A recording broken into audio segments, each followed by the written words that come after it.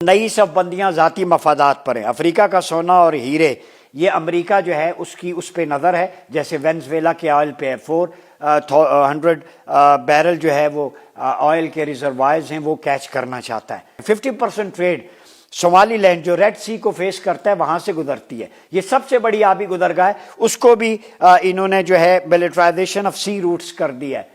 تو پہلے تھا جو آپ کا روٹ ہوتے تھے ایران کا جو آبنائے ہرمز تھا، باب الندب تھا، اب پتہ چلا باب المندب پہ لڑائی کیوں ہے، یمن اور وہ اس ٹیریٹری میں آئل کا سب سے بڑا روٹ وہ ہے۔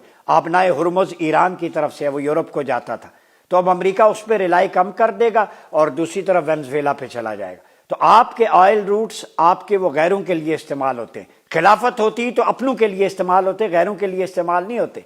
اسی طرح وینزویلا کا جو ساؤتھ امریکہ میں واقع ہے اس پہ تو قبضہ سمجھ لیں ہو گیا ہے، اور اس کے بعد ان کی نظر کولمبیا پہ، میکسیکو پہ اور گرین لینڈ پہ ہے۔